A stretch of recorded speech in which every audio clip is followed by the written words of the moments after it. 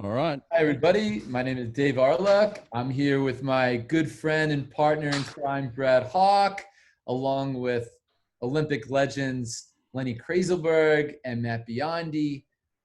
Welcome, guys. Thank you for joining us today. Thank Pleasure. Thank you. Thank you. So I'm sure many of the people watching today are already very familiar with your illustrious Olympic careers, your swimming careers. But now today you both have careers on the business side of the sport that we're very interested in speaking with you about.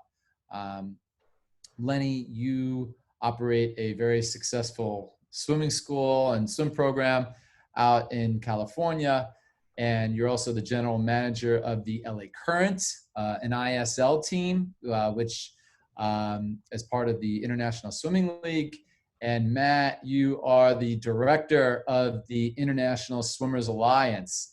And today, we'd like to spend a bit of time learning more about the Alliance, what you do with the Alliance, how the Alliance benefits professional swimmers, how it will benefit the ISL and other high-level swimming competition. And I'm looking forward to the discussion today. So thanks for joining. Pleasure. Thanks for having me. Good to be here. Thank you. Thank you. So Matt, if you don't mind starting off, can you tell us what the International Swimmers Alliance is? Sure. It's a limited liability corporation. So we have some filed papers. We have a purpose and structure, goals, if you will. Started really out of a lack of connection with federations. When I was swimming as a career, USA Swimming and FINA, and even at the Olympic level, I felt there was a certain distance there, so much so that I became a math teacher for 17 years. I really got away from the swimming community. And then this opportunity of starting up the Alliance came through, and I really wish that it had been around when I was actively competing. The goals of the Alliance are to unite the swimmers in a partnership. A lot of people think it's a union, but it's not a union. There are no dues. It's a non-binding agreement that we hope any swimmer who's top 20 in the world would be willing to join. If they don't feel like the Alliance is representing their interests, the nice thing is they're free to drop out at any time. The goals are primarily economic, in educating swimmers that they really don't understand their market value. When you just look at the Olympics being a $7 billion industry, at least before the postponement, you look at the popularity that swimming has during the Olympics. I would think conservatively 15% of all Olympic fans will put swimming at the top of their list. And so that's significant revenue that swimmers are generating through their participation. And there are no guarantees with prize money or help with offsetting their training costs. And I think now, this year, we're seeing that vulnerability, particular in the fact that now these swimmers have to hang on for another year with their contracts being, maybe some of them expiring without negotiations, possible recession and cash drying up. So the Alliance is really for the swimmers so that they can discuss issues that are pressing for them through the board and through the membership, and to be able to have some representation. I think when we look at all major sports in that billion-dollar revenue industry, you see that there's a 50-50 revenue sharing. There's players association that negotiate with management and ownership. And swimming doesn't have that. I know many generations have tried in the past. There's been a lot of momentum and hype for a little while, but then things have died out. So I think we're off to a good start. It's a lot of contacts, a lot of conversations, and not, like in sales, not always getting the result of a signature. But we've got 57 members, so it's a good start. Right. Very good. So Lenny, in your role as a GM, can you first, describe what you do as a general manager of an ISL team? Well, listen, it's a startup, so we're trying doing everything basically. But obviously, the main role is to put together a roster of a competitive team. That obviously the main goal is to be able to compete and win in the league, and that was really the main focus. Obviously, in year one, also putting a good support staff around the team as well, so we can. So that we can be able to provide the support and the resources to our athletes that they're really used to.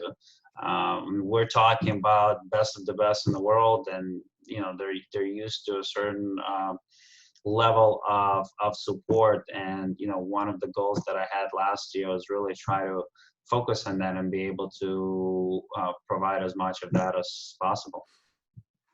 Very good. So in doing that, so how do you reach out to athletes? How can you tell me how that whole process worked? Yeah, it was certainly very interesting. Obviously, the way it's been set up so far, it's all about who you know and existing relationships, and obviously having good relationship with the coaches, and then coaches having relationships with the swimmers. That was the route that I went to.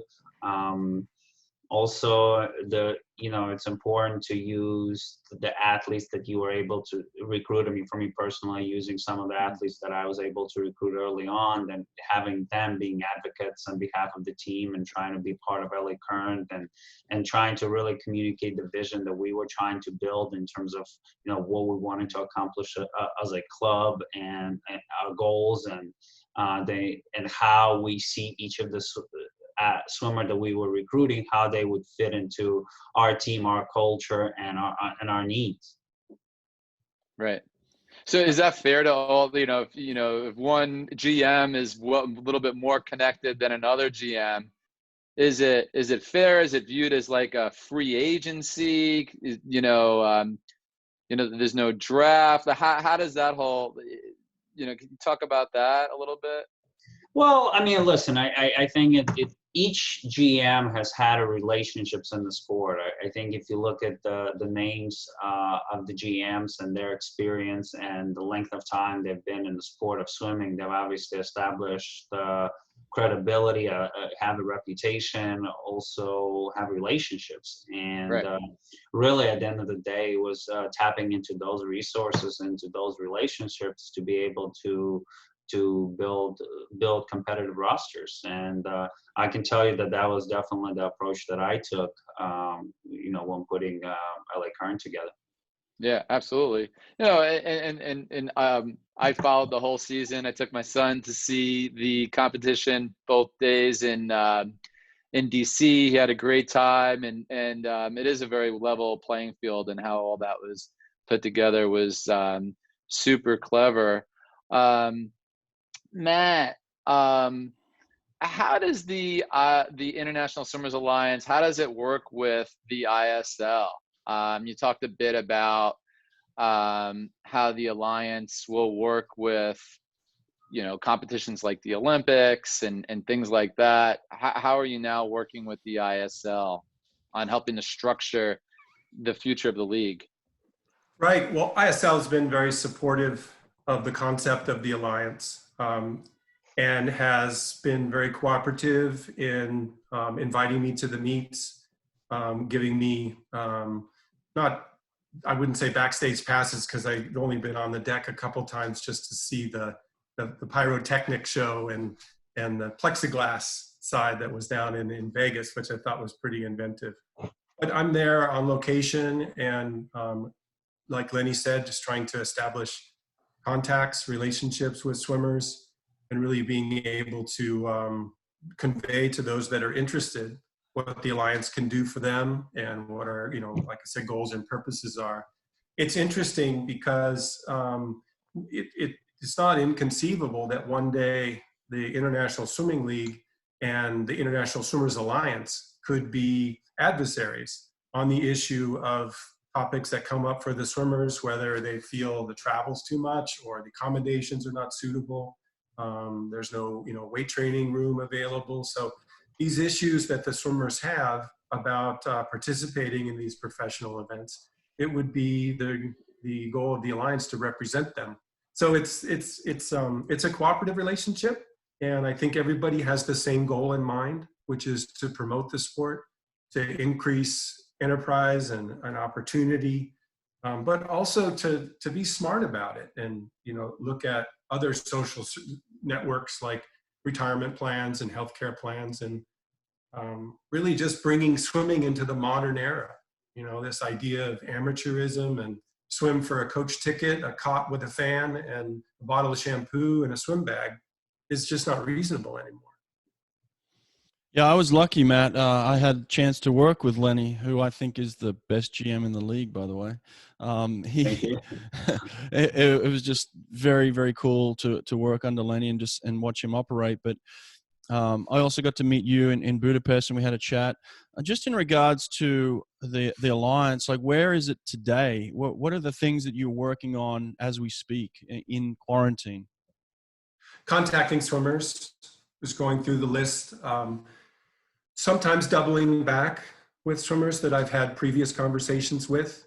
And then also, introducing myself and what our goals are.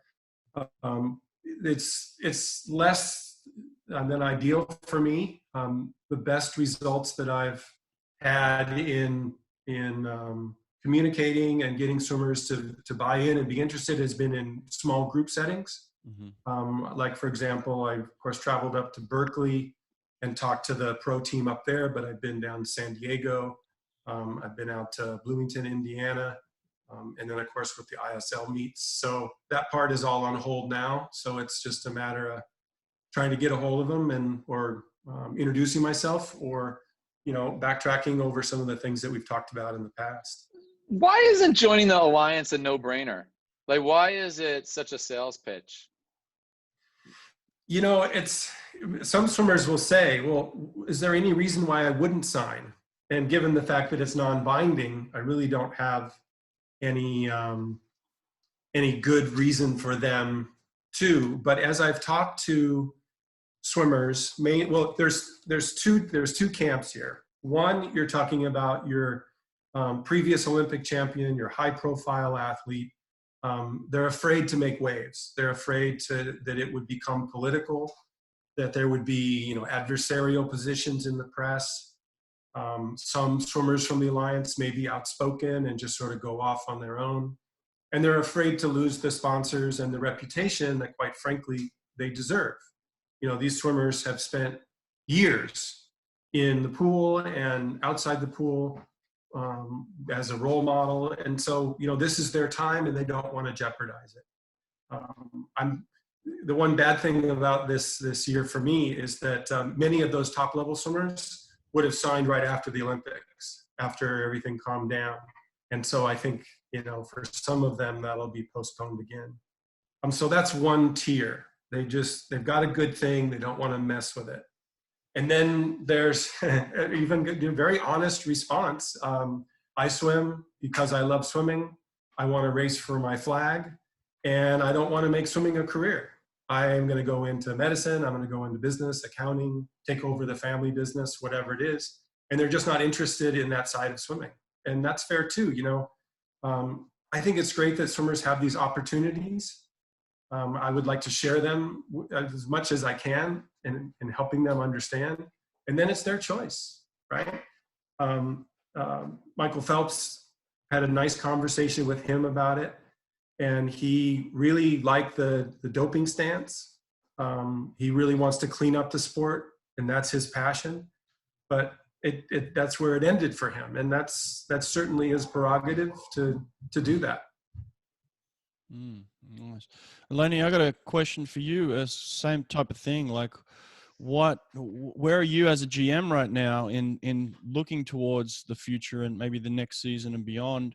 What are some of the things you're doing as a GM today in quarantine? Yeah, I mean, right now it's tough. It's an adjustment period because for a period of time there in February and early March, we were on a pretty aggressive recruiting spree there, trying to sign as many athletes as possible to the team, and it was pretty competitive. And now it's kind of a bit of a standstill. I think from my standpoint, at least what I'm trying to do is more work behind the scene, trying to figure out how do you build a brand of the club. And also trying to think, well, how does the brand of the club potentially help to build the brand of the league? Because I think that's one of the key components that the league should be focusing, and I think work together with the clubs is how do we build a brand and what is the best way to do so. It's a startup and it's competitive, and obviously, you know, you're competing for attention with you competing in building an audience, and you're competing for their attention with so many other different, you know, resources and organizations that are also looking for their attention. So I think it's important to focus on that, and that's kind of in the brainstorming sessions that I've been kind of being part of it and thinking about it. I mean, there is definitely a little bit of, we don't know the specifics of the season, like clear specifics, so it's hard to work on the logistics as we sit here at the end of April, but I can also see some of that happening probably in the next, you know, 30 to 60 days. All right. Hey, Lenny, do you see, because I'm just, it's all trying to resonate. I have just a whole bunch of questions. So, Matt, how many prospective swimmers could be part of the alliance? If you take every stroke, top 20 in every stroke, and I'm sure there's some duplication, how many possible swimmers could there be in the alliance right now, approximately? I would say 500 Okay. at max. Yeah. Okay. And so it just blows my estimate. mind that only like less than 10% of those people would sign up for something like this. Because when I think about it, right, it's you're here to advocate for them on all things professional, and you can educate them as to what it is to be a professional. You know, some of them, like you pointed out, you know, a select few could have agents who advocate on their behalf and negotiate deals and things like that. But then there's, you know, everybody else. And there's a role that an alliance like this can play when you look at things like the NBA Players Association, Major League Baseball union, NFL union, where they take on a role of certifying agents, helping to even educate agents. They do all sorts of different programming, not only for the athletes, but for the agents themselves, which all is done in the spirit of building those sports. You know, for example, even when the WNBA was started, not, you know, a decade ago by David Stern, one of the very first things that he made sure happened was the establishment of the women's NBA union. And it would just seem that there would be a higher level of participation in something like this. I like what you're thinking. And tell as many as you can. Right. So Lenny, is this something that you even talk to these swimmers about? Yeah, we've definitely had conversations in year one. I mean, I was present in some of the meetings and presentations that Alliance had, and listen, I certainly advocated on behalf of it, and I'm very supportive of it, because again, I think all of us need to work together to be able to create an atmosphere where we're building the sport of swimming. And I think all the athletes need to understand that they need to think a little bit outside the box in terms of thinking that their participation and their involvement is important. Maybe they don't see it how it necessarily benefits them in the short term, but you need to think about also long term, and you need to also think about the impact you can make on the next generation. I think you have that responsibility as an athlete, being at the world-class level, that it's not only about you carry a tradition, and I think that needs to go into your thinking as well as a professional athlete. That's interesting. Would you say that there's any athletes in particular, for example, on the current, that did a particularly good job of, doing more than just showing up for the meet and competing, really took it to another level, as someone that you can use as an example to other athletes? Is anyone that stood out like that to you? Yeah, Ryan Murphy's been great. Ryan, really, I've built a really great relationship with Ryan, and Ryan thinks outside the box and understands his responsibility as an athlete, and a person with incredible accomplishments, the impact that he can have. And so we've had discussions with him on how he can be more involved in terms of professionalism, and again, walking the walk, where you're not just setting an example to the next generation of athletes, but you're also setting an example to those that are on LA Current that look up to you, because you have the credibility and obviously the resume that a lot of people look up to you. Right. Yeah. Matt, I got a question for you. Is there a place where athletes can go to find out information about the Alliance? Like, is there a website, and how would they contact you to maybe be able to come on board with the Alliance? Right now it's been by personal invitation. Okay. And I've been seeking him out individually. But, I did have something to say earlier about David's comment and why swimmers automatically wouldn't sign up. And I think it's an interesting point when we talk about the state of swimming, in particular the state of professional swimming. And it wasn't that long ago, 30 years ago, where the athletes had no protection when they arrived at the Olympic venue. There was no media training. There was no, nutritional discussions about it. And so I think of it kind of like the racehorse mentality, that the history of swimming was the relationship between the swimmer and the coach and maybe the parent. And they kept the swimmer very isolated and focused. We talk about top level athletes having a singular purpose and being disciplined and a work ethic. And that certainly was the case. But swimmers, I think, were kept from thinking, like Lenny had mentioned about Ryan Murphy, is looking at the bigger picture. So when I talk to young swimmers, I think education plays a huge part. And, our NCAA programs are both extremely competitive, but also give young people the opportunity for critical thinking skills, to be able to look and see all of what's going on. And quite honestly, the swimmers who I talk to, they really are not mature enough or not encouraged enough to think in that broader picture, those broader strokes. And so they just sort of, they'll listen and their eyes sort of roll around, and then they, go back to Instagram and Snapchat and that kind of thing. So part of, big part of the Alliance is simply education. And whether these swimmers sign up now or help somebody to sign up in the future, I like to think, the Alliance is really just in diapers right now. And it could be 5 years before it becomes a recognizable and, integral part of negotiating in professional swimming. Is this a full-time job for you right now, Matt? It is. Okay. And I'm really enjoying it. Who pays you? Who pays me? Yeah. That's donors that into the Alliance. Oh, okay. Oh, that's good. Awesome.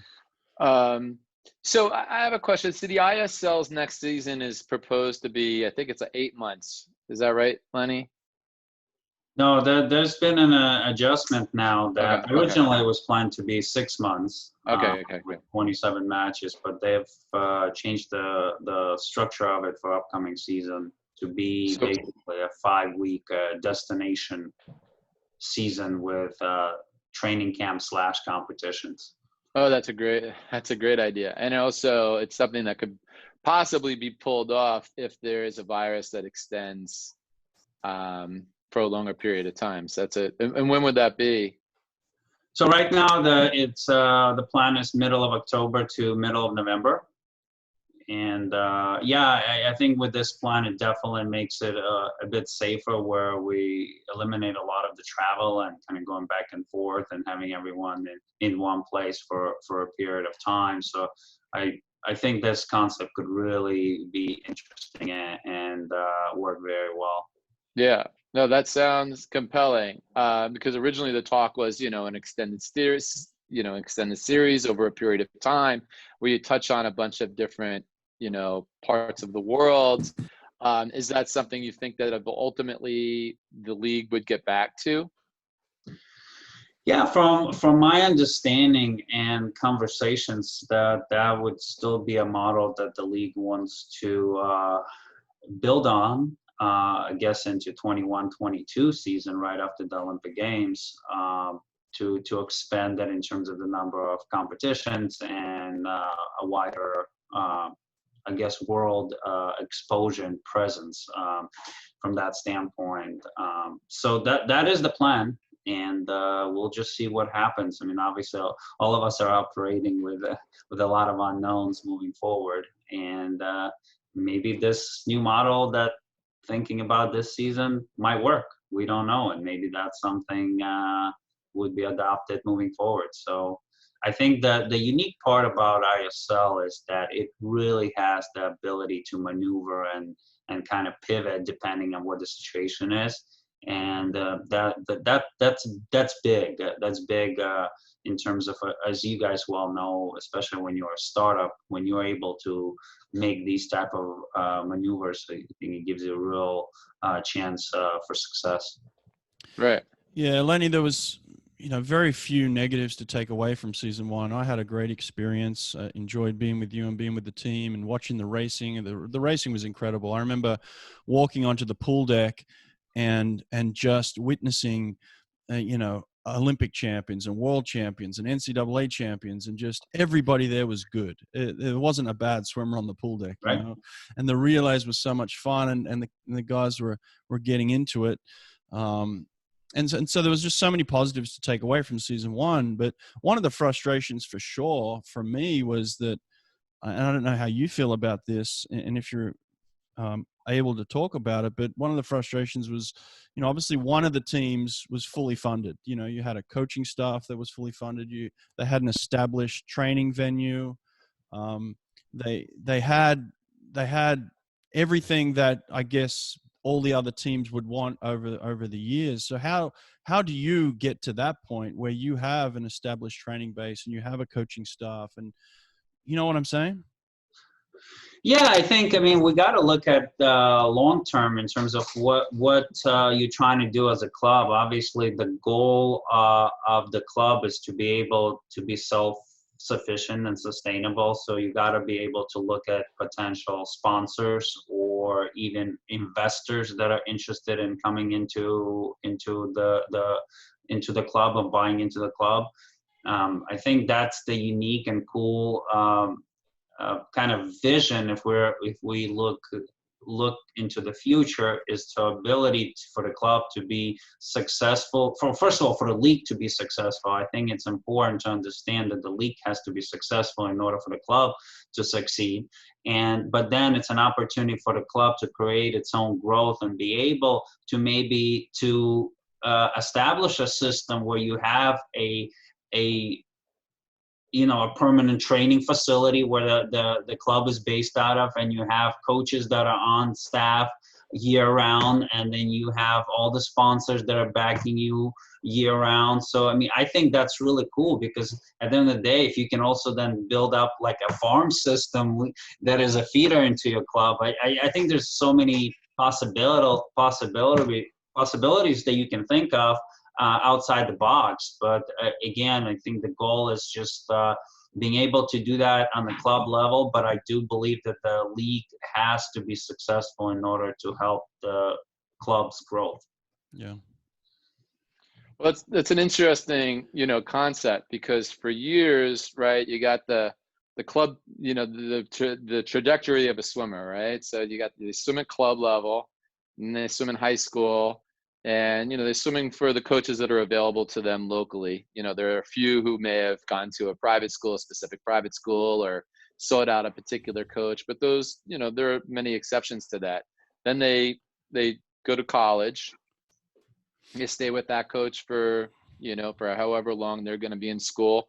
And then, many will stay at their college, or perhaps they'll leave and go to another program. But the point is in a swimmer's career, they are often choosing their own coaches, right? And they're selective about who they're going to work out with and train with over the course of their career. When you look at the ISL and you have, let's say, permanent training facilities, that could be one of the reasons why we haven't gravitated towards a draft yet, let's say an ISL, because an athlete may say, hey, look, I don't want to swim with a particular coach, right? Or I need a particular, this is what I need. This is the structure I need. So it is different from other sports in that respect. Am I right? Is that why we have the flexibility and there is no draft right now, so to speak? Yeah, I think I agree with you, David. I think that's why there is kind of just, well, I think first of all we need to change the psychic and the mentality of athletes, right? I mean, everything you've described, that's what the culture has been for generations, right? So there was no other path. This was the only path. Now we're trying to come in and change it and create something new. So it's hard to expect for that to happen overnight. I think Right. you got to build credibility and trust, and then offer the athletes another route, right? Another path. Right. Now that they know that if there's an opportunity for them to be truly professional and understand that a club signs you and you have a responsibility to the club, yes, then you can start implementing a draft, and very similar to how all the other professional leagues do. And then there's a commitment to the club that drafted you, and it's your responsibility to be part of it and train together. But it will take time because we have to change the culture, and culture doesn't get changed overnight. Right.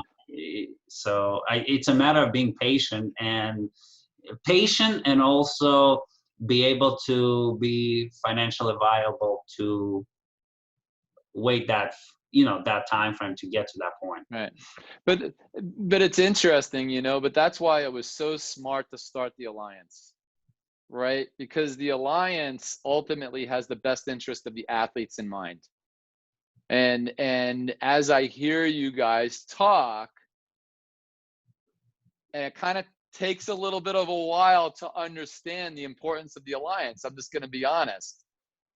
But it is really important, because while this is being built, like, we all want the ISL to be successful, and all professional swimmers want the ISL to be successful.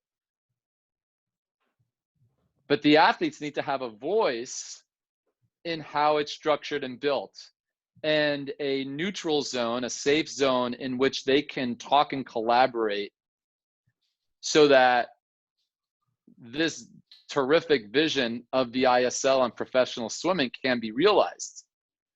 And to think that only 30 or 40 swimmers are part of this thing is really, it's really, I don't think it's a representation of their interest in having an alliance, because I think that they all want an alliance, but they just don't know it yet, right? Because the athletes need to have their imagination piqued as to what professional swimming could look like into the future, and what their training can look like, and what coaching could look like. And on the other side of it, the ISL needs to understand what do they need to be providing to make all of these people satisfied, and to compete at the highest level, and to win as much money as they can win in the ISL, and to also make as much as they can make at the Olympics and other high level, high visibility sports. And I think in Matt, you have someone who has, been around the block, seen all of that, and can really help unite people. What you're talking about is a very, very, like you said, philosophically different way of approaching the sport. And Matt, I'm sure you have something to say, so I'm just going to stop. Okay. Well, you underspoke a little bit. You mentioned 30 members. We have 57. Okay, sorry. And from 20 different countries, and they seem to come in bunches, which, as I mentioned earlier, I was really looking forward to what was going to happen after the Olympics. But that can wait. And as Lenny spoke, I think the commonality here is that we really have the sport and the future of swimming in our best interest. We want things to be fair, both in competition in the pool as well as with the economics and the revenue generated. We would like to see swimmers treated with the respect that other professional athletes are treated with. It seems logical for them to have some players association, some organization to be able to educate, to communicate, and to unify so that there's a singular voice coming out for the majority of those that are participating. But as my friend Mel Stewart said, when I first broached this idea and whether I was foolish enough to get started, he said, I'll be honest, it's a heavy lift, because not only are we honestly trying to educate the swimmers to show them their full potential, but there's also people behind the scenes, many of which you don't directly hear from, who are actively trying to underpin this future of swimming, trying to keep the traditional ways, influence their swimmers. For example, an agent who I mentioned earlier, who wouldn't want to see a swimmer get in trouble with a sponsor because they have a contract leading up to the Olympics. So the agent might tell me, oh, this is great. It could really enhance the quality of swimming and the opportunities for swimmers. They'll whisper in their swimmer's ear, hey, let's do this later. Let's not do it. So it takes time. It really is. It's a long-term project, just like winning an Olympic medal. It's not something that you do in a year or in a few months. So it's exciting. When I look back on all this, I think I've already made a positive change in the sport, which continues the reputation that I had as a competitor. And, that's one of the things that makes me feel good about this is that I honestly believe that this is in the best interest of the sport and to those that are willing to participate. So what type of service do you provide to the 57 members that are members now? Well, right now we're just trying to build membership. And at some point we'll have enough strength to negotiate with the IOC for prize money for appearances at the Olympics or at the World Championships. The other component to the Alliance is what we call the Games to Magic. If you think of a scaled down version of the international competition with just a few select sports like athletics, there'd be marathon, triathlon, beach volleyball is a popular one, so possibly cycling or BMX bike racing. So not only with the Swimmers Alliance trying to coordinate within swimming, the idea of expanding these economic opportunities could include future games with multiple sports, all in a host city, title sponsors, and something that would be attractive for families, certainly a big economic boost for the city, and again, another opportunity or option for swimmers and Olympic athletes. But do you do so you talk about like the Olympics and that's a great option, an opportunity for the athletes to have that voice and the ability to vote and have meetings and a board and all that stuff. But even right now, structurally, do you provide input as a third party as it relates to how the ISL is going to operate and perhaps best practices for swimmers and things like that? Is there any, are you invited to the table at all? Not to the ISL meetings and the management team, but certainly I have a good feel for the swimmers' experience at an ISL meet. And, my dad was teasing me because part of this is now sales, right? I'm trying to convince people to sign up, although it doesn't cost them anything. It is, time to listen and understand. And we have a and memorandum of understanding that they sign. It's a 2-page legal document that pledges their support and the terms of the relationship. And he said, you know, Matt, you're not a very good salesman. I'm surprised. And it's true, because I'll be talking to a swimmer and, you know, I've been through all of these stages, as you mentioned, from the club swimmer to the high school swimmer, and then as one of the premier Olympians to have come out of an Olympics. And so there are times when, you know, I will recommend they not sign or they not participate in all the ISL meets. It's really a nice part of my job is to just really be supportive of the person behind the image, behind the logos. And a lot of times there's emotion involved, there's relationships outside of swimming that are involved. Could be some health issues or past experience with media and federations. And so that part of my job is nice too. You know, maybe like an advisor or a trusted friend who will just give them some good advice on how they can be the best. And, you know, maybe the opportunity here is now ready for them, or maybe it's something that would be better for them in the future. Matt, do you guys have any relationship with FINA at all? How do you think FINA feel about the alliance? I would think not very positive, to tell you the truth. I have not had any contact. Again, you know, we're just in the diaper stage, just trying to increase member support. Right now, I mean, if you take the extreme, if the alliance had one member, it really wouldn't be much of an alliance, right? So our strength is in numbers, and 100 swimmers, I think, would be a really strong position. But then again, it's also who you have, the quality of the swimmers. Not everyone knows, you know, the 10th place 200 freestyler in the world. Yeah, I like that. Well, Lenny, I got a question for you. Where are when is it going to get to a point where teams are announced and schedules are solidified and like the season you feel is going to be up and running again? Yeah, the way I feel, I'm at least personally, I'm expecting something within next 30 days or so. There'll be a little bit more clarity in terms of potentially even a final destination of where the season will take place, and then obviously announcements of teams and you know, kind of starting to get things going preparation-wise for upcoming season. But personally, I think somewhere around 30 days or so. I think part of it,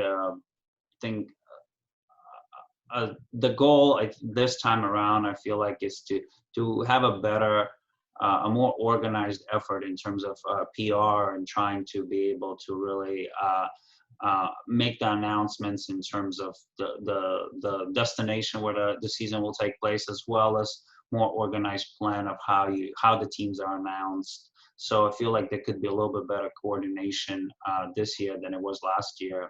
And I think league is really working towards putting together that type of a coordination plan. Yeah.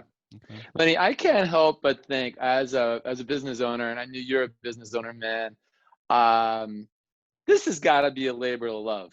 Like, honestly, like, you're not, you know, killing it as it relates to how much money you're making or anything. And I see the seriousness, and I've admired at a close distance, you know, the work that you've put in since the league was announced and you taking over a team, and the work that goes into being a GM.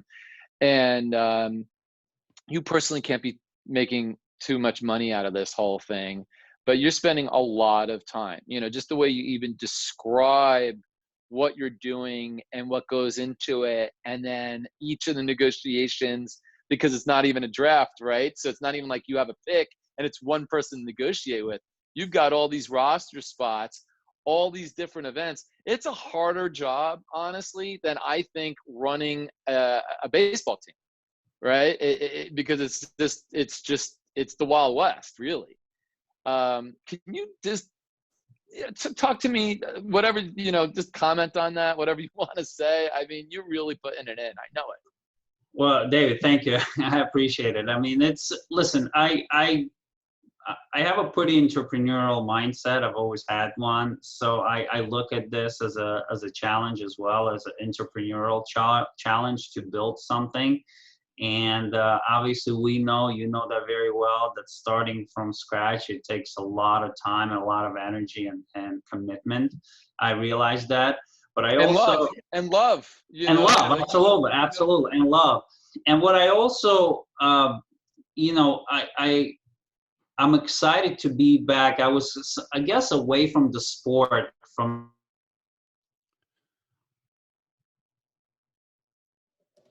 Just lost Lenny's sound. Yeah, we lost your sound there a sec. Oh, I think Lenny's gonna have to come back.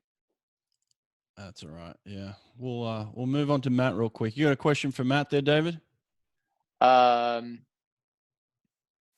can you answer for Lenny? No, Lenny feel? I don't. But I'll think of something. Give me a second. Can you speak for Lenny? Matt, I was going to say, what other message do you want to get out rather than just questions? I mean, what do you want people to know? I want them to know their true value. I want them to know that what they've done is incredible. What they've been able to accomplish in an ever-increasing competitive sport is amazing. And many of them just take it for granted. So I would like them really to be able to understand the impact that they make, as well as the potential that they can have in social settings with younger generations as a speaker and doing clinics. I mean, it really gives a swimmer an opportunity to make a huge influence. And that part is extremely rewarding. The other thing that I like to mention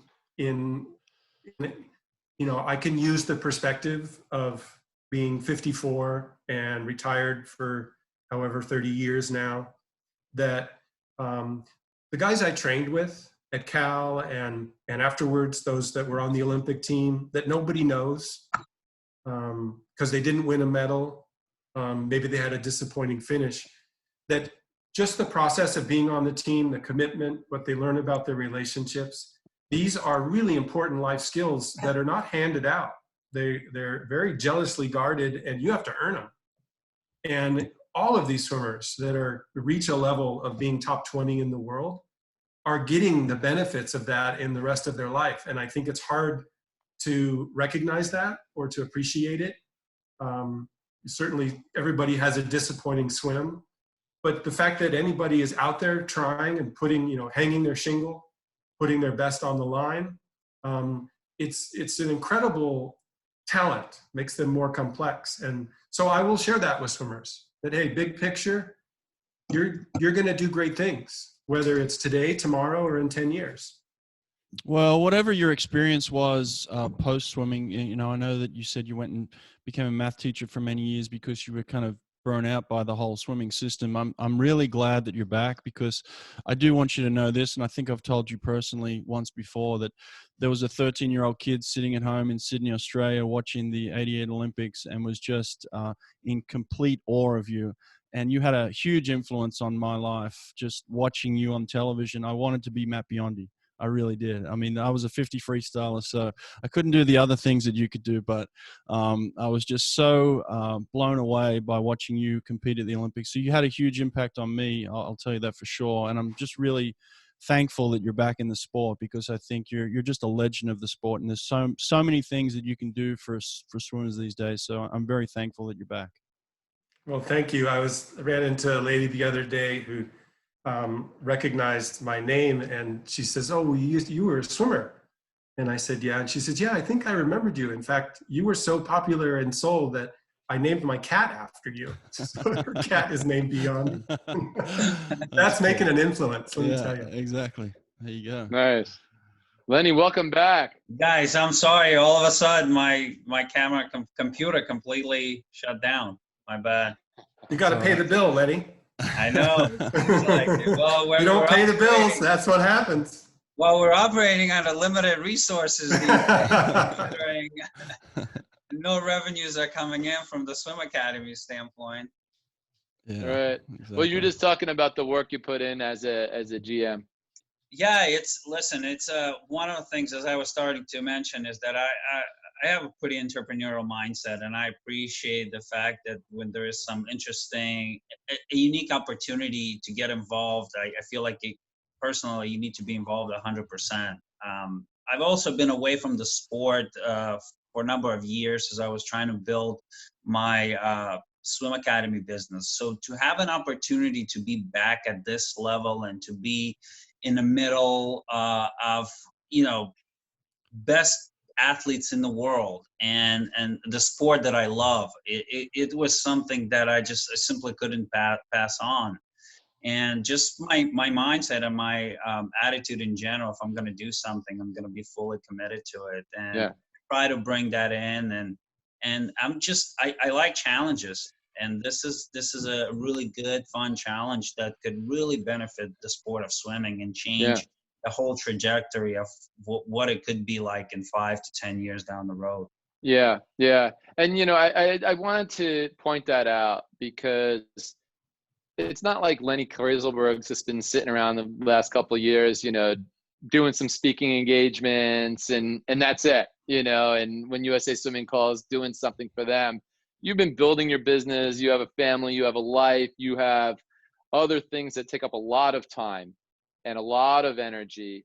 And for you to do something like this, you know, this is not a fly by night opportunity. You're not just doing this to do it for a year or two. You're doing it because you believe in it and it's something of substance, and that really means something. And I think that's important for, particularly for younger swimmers who might just be coming out into the pros now or within the last few years and like, oh, well, hey, you know, here's this professional league. There's a lot of time and a lot of work that's gone on, you know, from the days of you know, Matt racing Tom through, you know, the professionalism that really took off when I started my agency years and years and years ago, and with what you're doing, and for you to come back is a really it's a really big statement. I have a follow up to that. You know, it's my understanding that eventually, when the time is right, for the teams to go up for sale, where, you know, entrepreneurs, you know, will be able to invest in teams and be a team owner. Like, for example, you can own the LA Current. Is that something that you're interested in pursuing? Yeah, absolutely. I mean, that's the unique part of being at a ground level, right? Of a startup like this is it's an opportunity to see the potential and work through it and be part of something that can get really big. And you know, being a huge sports fan, I follow other professional leagues, and I think it's pretty cool to be a team owner and to have an influence in the sport and also be part of it. So for me, yeah, it's definitely something of a goal, and I look forward to continue to be part of it and build our club as well as be part of the league's growth, that we can be at a point where we're having conversations about bringing people into it and becoming team owners and, you know, and thriving. Yeah, I think it's a very exciting thing too. And honestly, one of my things I don't talk often about, but it's relevant, is I've always dreamed of owning a minor league baseball team. I was a huge baseball fan when I was a kid, and it's not something I've dreamed about in recent years. But when you look at the ISL, you know, that's a very, you know, interesting, you know, proposition. And to get people who care about the sport a lot, like yourself, to want to invest in it is a big thing. And there's a lot of people who would love to see it be, you know, see it be successful. Yeah, absolutely. David, I think the Toledo Mud Hens are for sale. I'm Things sorry? get big with Fitter Faster. The Toledo. Toledo Mud Hens are for sale. Oh, nice. Nice. Going cheap right now. Get them. Yes. Hey, Matt, I was going to ask you, just off the topic, you got a son that swims at Cal now. How's that being a swim dad now? It's great. Yeah, I'm really proud. Of course, going to my alma mater, I've enjoyed the times I've been able to go back and see him on campus and take him out to dinner. Certainly go by and catch a swim meet. Dave Durden's done an amazing job with that program. Yeah. Obviously being the head men's Olympic coach going forward, he's one of the premier coaches. So Nate has certainly benefited from his leadership. He enjoys the team. I think the team enjoys him. And I'll tell you what, he's a hell of a lot better student than I ever was. He's a Pac-12 all-academic team. Oh, great. He's just killing it in school. Yeah. So that makes me proud, because my one condition for him to go to Cal had nothing to do with the pool. It was graduate. I just want you to graduate. And he'll do it in 4 years. Great. So it took me 5, and I Yeah. barely made it. But I made it. That's good stuff. That's awesome. Nice. Well, I remember you, I don't remember his exact age, but it could have been 12, 13. He wasn't even swimming yet, was he? It was basketball and soccer. Yeah. So Wow. when did he really get going?